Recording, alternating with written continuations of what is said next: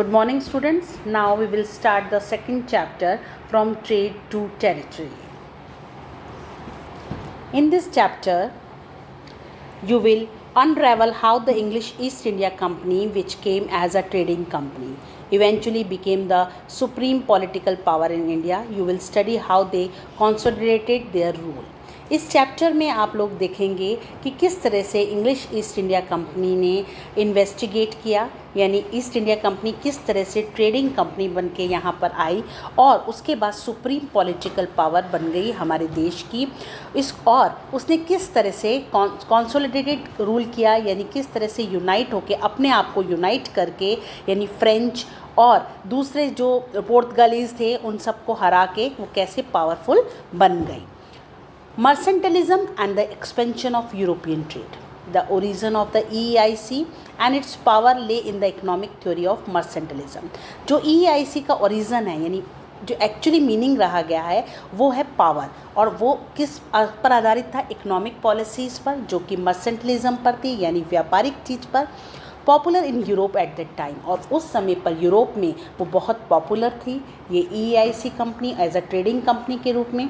According to the theory, the prosperity of a country depends on the capability to produce more than it consumes. और उसकी theory के according, मर्सेंटलिज्म यानी EEIC की theory के according, the prosperity of the country, एक देश की जो प्रॉस्पेरिटी है, खुशहाली है, वो उसकी कैपेबिलिटी पर डिपेंड करती है, यानी वो कितना प्रोड्यूस करता है, मोर देन इट कंज्यूम, यानी प्रोड्यूस से ज़्यादा वो कितना कंज्यूम करता है, और एक्सपोर्ट करता है मोर देन इट इम्पोर्ट, यानी इम्पोर्ट की जगह वो एक्सपोर्ट कितना करता है, to order to maintain a positive balance of trade, यानी ट्रेड को बैलेंस करने के लिए। Overseas trade which was almost wholly carried out by sea routes, जो भी ओवरसीज ट्रेड होता था, समुद्र द्वारा जो ट्रेड होता था वो पूरी तरह से सी रूट्स के द्वारा होता था, was important in the practice of mercantilism, और ये व्यापारिक गतिविधियों में सबसे इम्पॉर्टेंट था। In 1498 the Portuguese navigator and explorer, 1498 में एक पोर्तुगीज नाविक एक्सप्लोरर जो खोजें करने निकलता है, देशों की खोज करने, Vasco da Gama discovered a rather long sea route to India from Europe. Vasco da Gama जो कि एक पोर्तुगीज था, और उसने सी रूट के द्वारा इंडिया में, यूरोप से लेकर इंडिया में पहुंचकर अपना डिस्कवर किया एक long sea route. Traders who choose this route had to sail down the coast of West Africa to the tip of South Africa। और व्यापारिक जो लोग थे, व्यापारी लोग थे, ट्रेडर्स थे, उन्होंने इसको चूज़ किया एक रूट के रूप में वेस्ट अफ्रीका से लेकर साउथ अफ्रीका के टिप तक। And then sail up again the Calicut, और वापस से कैलिकट आना, जो कि कैलकाटा में ही है, एक कोस्टल जगह है। However for the European traders, और किस तरह से European trader this route became necessary because the Ottoman Empire in Turkey and the West Asia has disrupted traditional land routes। और किस तरह से वो necessary हो गया ये ट्रेड रूट, क्योंकि जो ऑटोमन एम्पायर था टर्की का और वेस्ट एशिया में जो ट्रेडिशनल रूट थे वो डिस्टर्ब हो गए थे, यानी उसमें बहुत ज़्यादा प्रॉब्लम्स आ रही थी। और फॉलोइंग दिस डिस्कवरी, और इस डिस्कवरी की वजह से the first Europeans to establish their trading and administrative centres in India were the Portuguese. जो पहले यूरोपियन आए वो सबसे पहले कौन से थे? पोर्तुगीज़ थे, जिन्होंने आकर यहाँ पर व्यापार शुरू करा और एडमिनिस्ट्रेटिव सेंटर बनाया इंडिया को। Now the next is European trading companies in India. After the discovery of the sea route to India, जब ये डिस्कवरी हुई सी रूट की इंडिया में बाय वास्को डी गामा द्वारा, the Portuguese were followed by the Dutch, French and English merchants. और इसको किसने follow किया?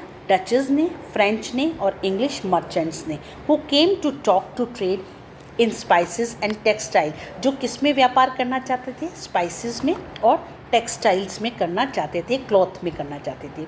दे establish their trading centre in India, और वो अपने व्यापार के जो केंद्र थे वो इंडिया में बनाना चाहते थे, ट्रेडिंग सेंटर जिससे कर सके। Let us study about these traders in detail. अभी हम इसके ट्रेडर्स के बारे में डिटेल में पढ़ेंगे। सबसे पहले Portuguese, the first of all the Portuguese were the first European traders to reach India. सबसे पहले पोर्तुगीज़ थे जो इंडिया पहुँचे थे एज अ ट्रेडर के रूप में। दो दे लैंडेड इन कैलिकट, जो कि केरला की एक जगह कैलिकट कोस्टल एरिया पे पहुँचे। देयर इम्पॉर्टेंट कॉलोनियल सेटलमेंट वर, और इनके जो कॉलोनियल सेटलमेंट कहाँ था जहाँ पर ये रहे, were Goa, Daman and Diu.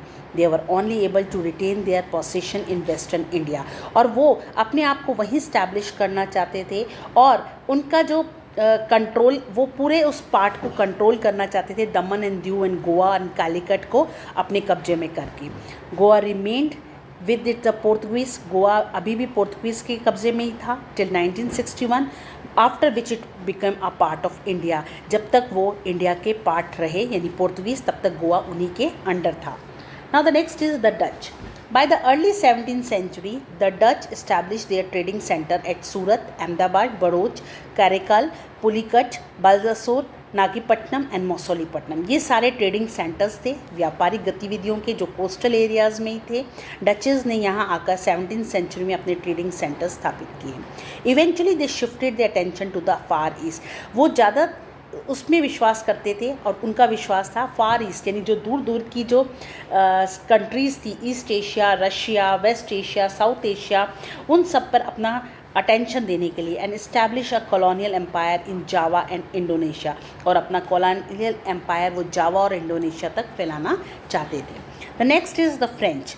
The French East India Company established in 1664 sought to expand the base in India. वो भी चाहते थे अपना साम्राज्य इंडिया में फैलाना। It posed a challenge to the EEIC, और उन्होंने एक प्रॉब्लम बन के उनको चैलेंज किया EEIC को, उनसे लड़ने के लिए, फाउट करने के लिए। The early French settlement in India were Pondicherry. Early French settlement जो था वो पौंडीचेरी में था, जिसका नाम आज पुडुचेरी के नाम से है। चंदेन और महे एंड कैरिकल, ये सारी जगहों पर इनके सेटलमेंट थे, यानी ये लोग यहाँ आके बस गए। The next is the EEIC early years. The EEIC setup its first trading post in Surat in 1609। जो पहला ट्रेडिंग पोस्ट सूरत में बना 1609 में ईस्ट इंडिया कंपनी का।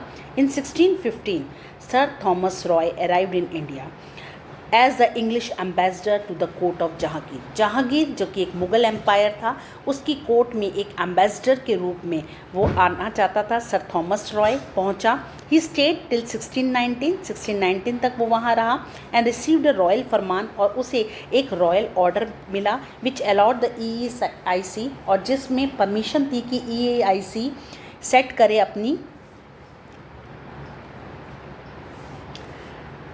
सेटअप मोर फैक्ट्रीज, अपनी फैक्ट्रीज और लगाए, trading factory. Thus apart from Surat the English establish factories and bases at many other places. Surat के साथ साथ इंग्लिश ने बहुत जगहों पर अपनी फैक्ट्रीज बनाई।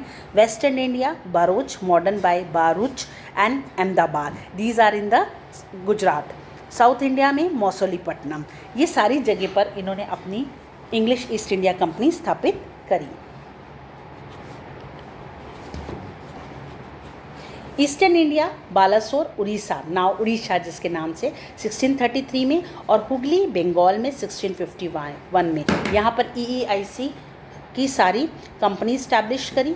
फोर्टिफाइड ऑपरेशनल बेसिस, फोर्टिफाइड यानी जो अपने किले बनाए in Madras, now Chennai, Bombay, now Mumbai and Calcutta, now Kolkata. यहाँ पर अपनी एक फोर्टिफाइड किया, यानी अपने आप को किले में स्थापित किया। Bombay a group of island was under the control of Portuguese. Bombay जो कि एक आइलैंड का ग्रुप था, और उसे पोर्तुगीज़ ने अपने कंट्रोल में किया था। In May 1661 when the British prince Charles second married the Portuguese princess Catherine of Braganza. 1661 मई में जब ब्रिटिश प्रिंस चार्ल्स सेकंड ने एक पोर्तुगीज़ कन्या से विवाह किया, प्रिंसेस से, राजकुमारी से शादी करी, कैथरीन ब्रगंजा से। He got Bombay as Catherine's dowry from her father, और कैथरीन के फादर ने, जो किंग जॉन IV थे पुर्तगाल के, उन्होंने उनको डॉवरी में यानी दहेज में बॉम्बे दिया।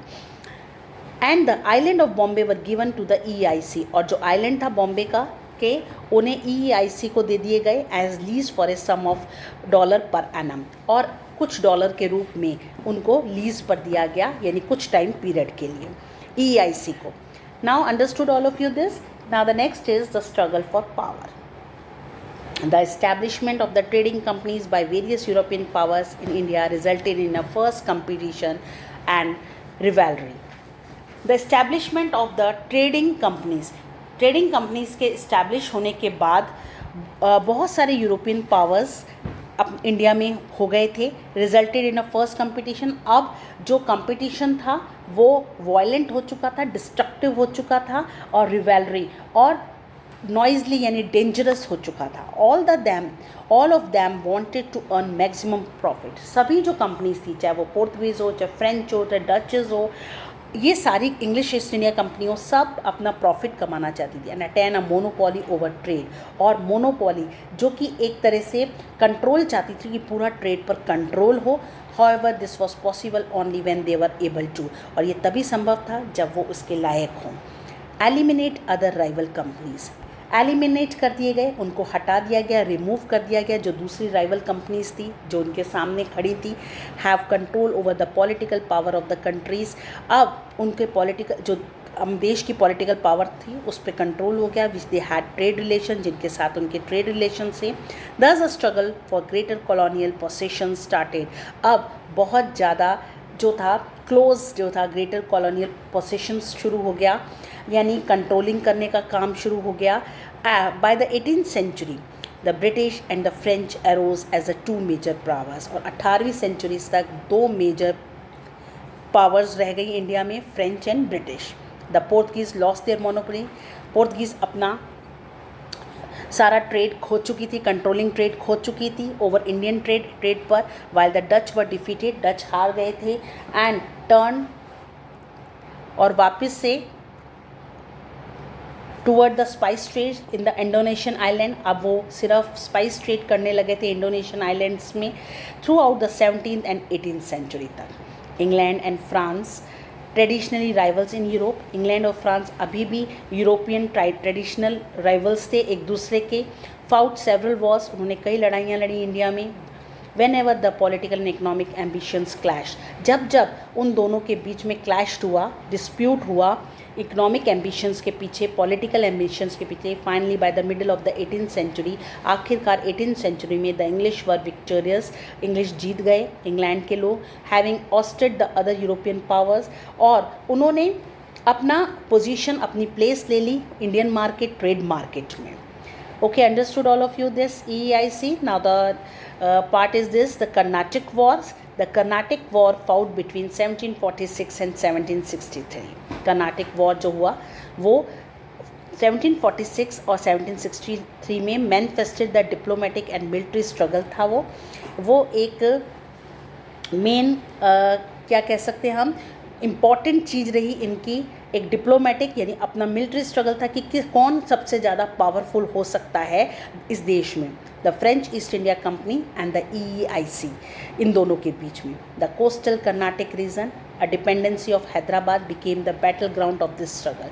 The coastal Carnatic region, Karnataka का ही एक जगह है, यानी नाम है कर्नाटिक रीजन जो कि कोस्टल में था। डिपेंडेंसी ऑफ हैदराबाद उसके उस टेरिटरी का कंट्रोल था उनके ऊपर, दूसरे का become the battle ground of this struggle, और वो एक बैटल ग्राउंड बन गया युद्ध का।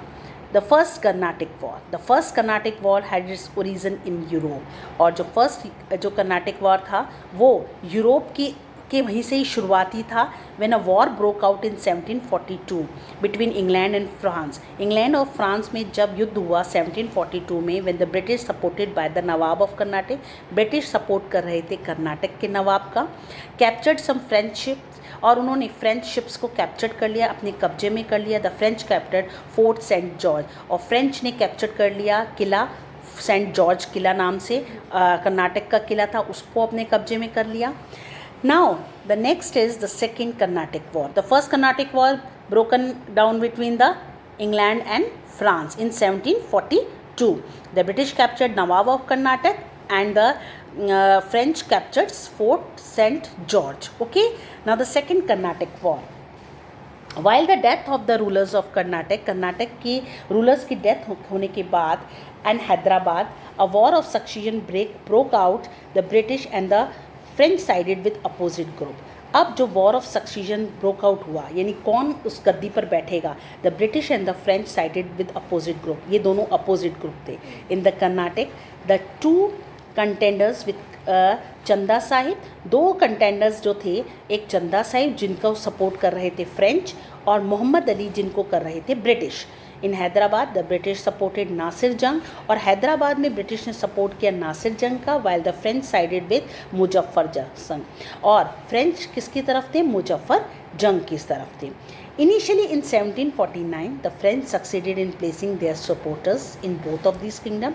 1749 में फ्रेंच सक्सीड हो गया था कि दोनों का सपोर्ट करने का, दोनों राज्यों का, किंगडम का, हैदराबाद हो चाहे कर्नाटक। इन 1751 however the British troops under Robert Clive जो उस समय पर गवर्नर जनरल बनकर आया था, और उसने अपने ब्रिटिश ट्रूप्स के द्वारा कैप्चर कर दिया आरकोट यानी Tamil Nadu. Clive success led the additional victories of the British and their allies, और क्लाइव ने अपनी सक्सेस के द्वारा कई विक्ट्रीज ले ली ब्रिटिशर्स के को और उसके एलीज यानी उसके कब्जे में हुए हुए बहुत सारे देशों को, राज्यों को।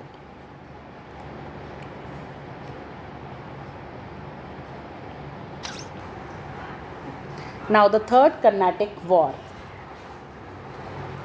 The outbreak of the 7 years war, 7 साल इस वॉर को चलते हुए 1756 to 63 in Europe resulted is renewed conflict between French and British forces in India.